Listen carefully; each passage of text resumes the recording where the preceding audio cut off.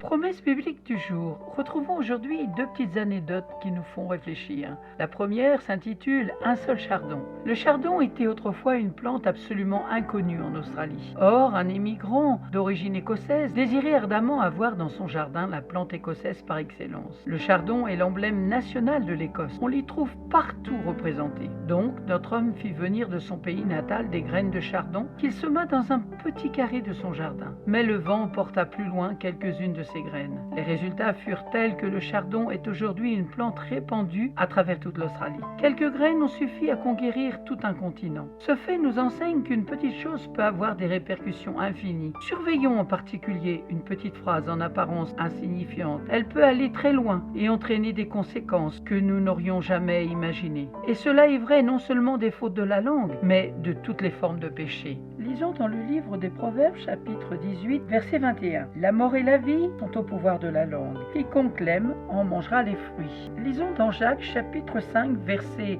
19 et 20. Mes frères, si quelqu'un parmi vous s'est égaré loin de la vérité et qu'un autre l'y ramène, qu'il sache que celui qui ramènera un pécheur de la voie où il s'est égaré sauvera une âme de la mort et couvrira une multitude de péchés. Retrouvons une deuxième anecdote qui fait réfléchir. Elle s'intitule « Ce qu'il en coûte ».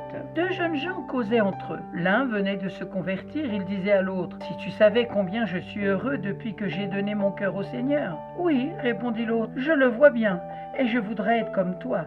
Mais je suis arrêté par la pensée de tout ce qu'il me faudrait laisser pour me convertir. » Ah, il en coûte de se donner à Dieu. Un chrétien passait par là. Il avait entendu cette dernière phrase. S'approchant, il dit « Vous affirmez qu'il en coûte de venir au Seigneur. C'est très vrai, mais veuillez considérer ce qu'il en coûte de rester loin de lui. Faites le compte et agissez d'après cela. » Dans Matthieu chapitre 16, verset 26, il est écrit « Que servirait-il à un homme de gagner tout le monde s'il perdait son âme ?» Ou encore dans Marc chapitre 8, verset 35 « Celui qui voudra sauver sa vie la perdra, mais celui qui perdra sa vie à cause de moi et de la bonne nouvelle la sauvera. » Amen. Soyez abondamment bénis. Merci d'avoir pris du temps pour écouter Promesse biblique du jour. Je vous donne rendez-vous à très bientôt. Si vous ne possédez pas de Bible, n'hésitez pas à me contacter. Je vous en offrirai une.